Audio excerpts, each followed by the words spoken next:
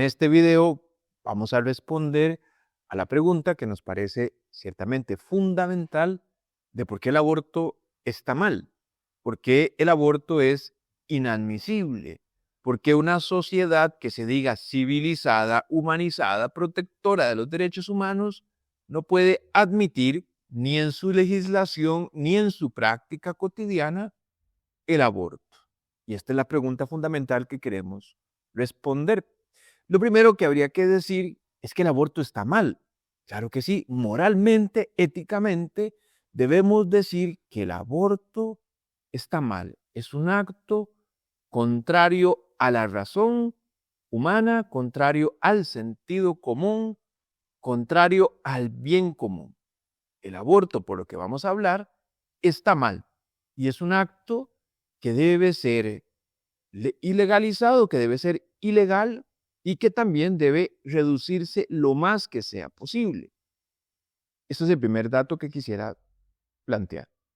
Ahora, ante la pregunta de por qué el aborto está mal, por qué nos oponemos al aborto, quisiera dar tres sencillas razones que nos parece en todo caso son evidentes y que no necesariamente provienen desde una perspectiva religiosa, de hecho no, aunque también encontramos muchísimos asideros, respaldos para también rechazar firmemente el aborto, también por supuesto desde una perspectiva religiosa, pero lo enfocaremos desde una óptica más propia de la razón. Bien, entonces la primera justificación de por qué el aborto está mal es que simple y llanamente el aborto es un homicidio.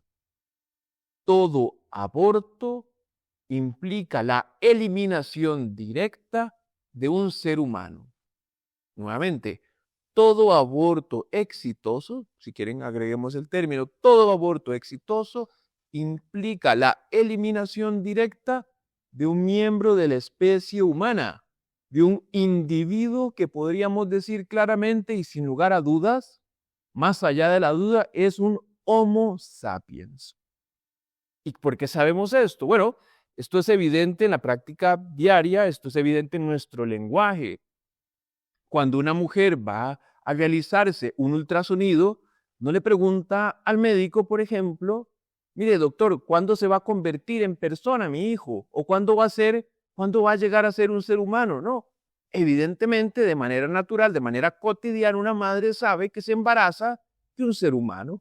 Y no hace falta que le digan los científicos que él es un ser humano, porque ella lo tiene claro. Todos lo tenemos claro. Pero no solo nos podemos quedar ahí.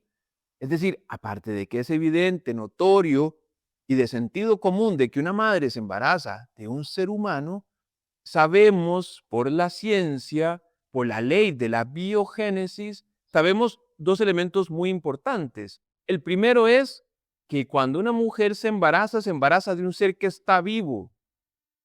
Toda madre se embaraza de un ser que está vivo. Tiene todas las características de los seres vivos. Está en franco desarrollo, está en crecimiento, tiene reproducción celular, tiene una serie de características que solo son propias de un ser vivo.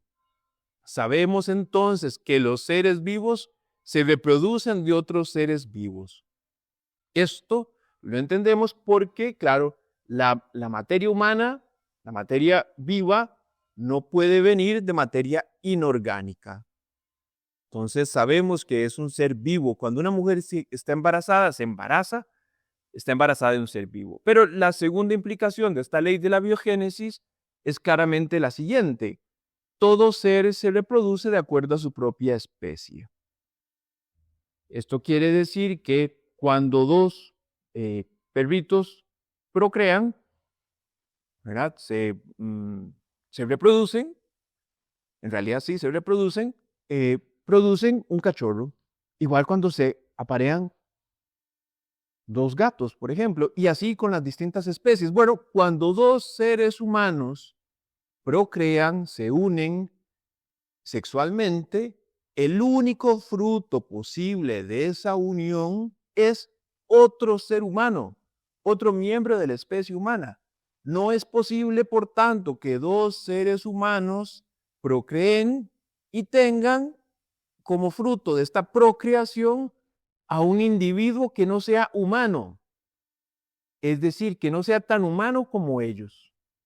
Pertenecen, por ejemplo, por supuesto, entonces, pertenecen a la misma especie que los padres de familia.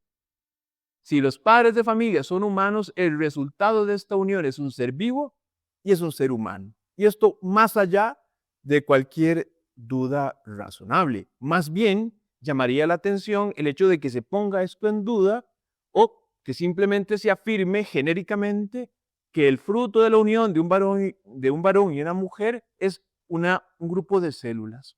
No, esto no es así. Estamos claramente ante un miembro de la especie Homo sapiens desde el momento de la concepción. Porque claro, en las primeras etapas del desarrollo humano, todo ser humano, todos, usted y yo, tuvimos una forma celular, tuvimos un tamaño microscópico, pero eso no nos hizo seres humanos. Precisamente todos los primeros estadios de todo ser humano en su desarrollo son de esta característica y esto no es distinto para el niño que se está gestando en este momento, pero claro, estamos con certeza ante un ser humano. Porque así como la etapa de la infancia, por ejemplo, o de la adolescencia son etapas plenamente humanas, también el desarrollo prenatal es una etapa propia de un ser humano que está en desarrollo, pero que ya es un ser humano. No se desarrolla para llegar a ser un ser humano, sino que ya es desde el momento de la concepción un individuo de la especie Homo sapiens, que es distinto de la madre. Ciertamente reside en el cuerpo de la madre, se alimenta del cuerpo de la madre, tiene una relación simbiótica con la madre, pero que es distinto de la madre.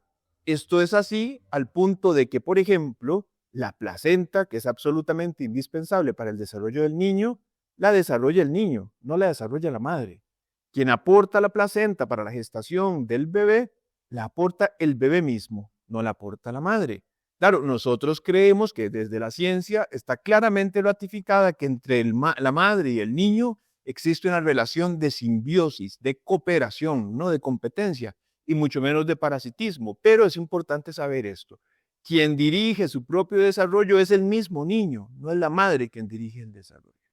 Bien, entonces claramente cuando se produce un aborto, estamos ante un evento tristísimo en la historia de la humanidad porque estamos ante un homicidio. Este es el primer elemento que nos parece queda suficientemente claro.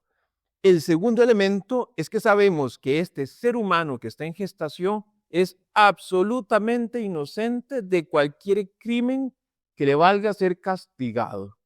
No hay razón alguna para que un niño por nacer tenga una semana o tenga 8 meses de gestación, sea castigado, porque sabemos, sin lugar a dudas, que el niño que está en gestación no ha cometido falta alguna, no ha cometido crimen alguno, mucho menos aún decir que ha cometido un crimen que le valga la pena de muerte, porque al fin y al cabo, el aborto es la aplicación de la pena de muerte al niño que no ha nacido.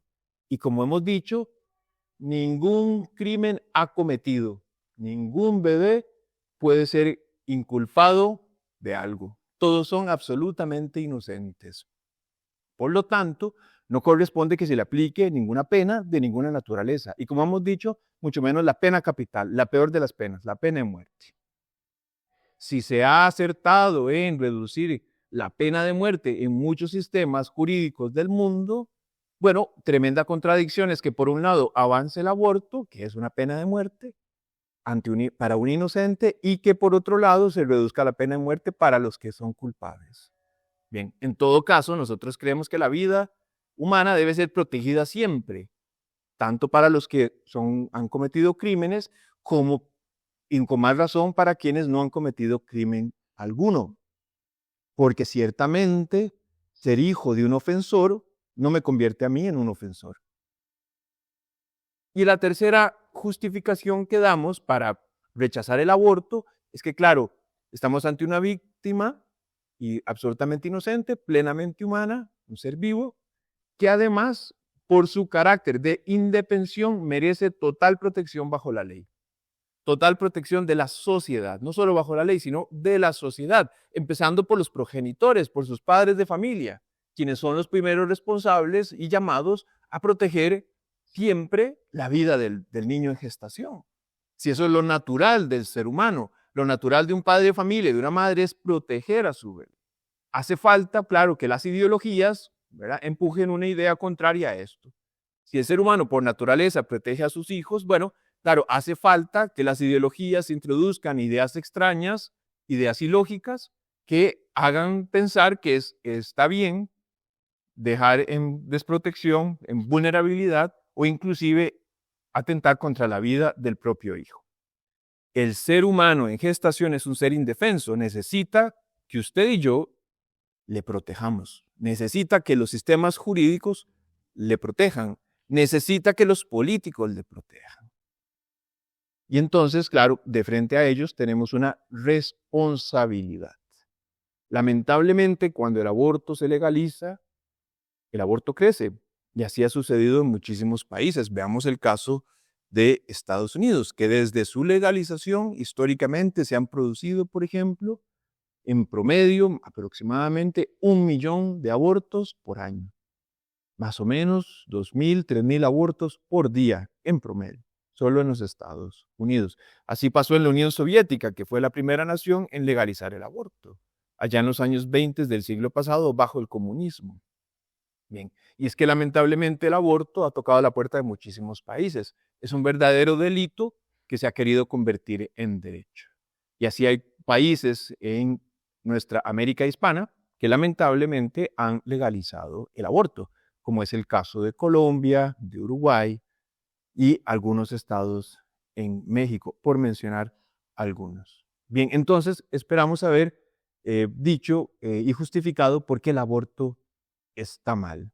Y además agregamos este dato importante, que una vez que el aborto se legaliza, crece, las cifras del aborto crecen, porque la ley, entre otras características, tiene un carácter educativo, pedagógico. La ley nos dice lo que está bien y está mal, y cuando se establece una ley injusta, como la ley del aborto, claro, empezamos a pensar que esta injusticia en particular, en este caso el aborto, está bien y que es admisible y que es apropiado o correcto abortar. Cuando sabemos claramente que todo aborto produce una pérdida irreparable, que es la pérdida de un ser humano con plena dignidad humana.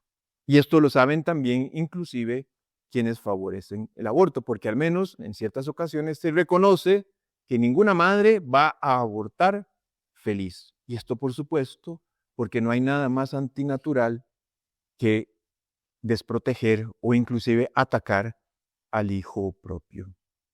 Entendemos, como dijo Juan Pablo II, que hay muchas mujeres que por el egoísmo de la sociedad llegan a esta situación, pero también creemos que precisamente la sociedad debe proveer medios para que estas madres puedan sacar adelante a sus hijos o inclusive, si es necesario, darlos en adopción, que es en todo caso la respuesta amorosa ante unas condiciones de vida que pueden ser difíciles.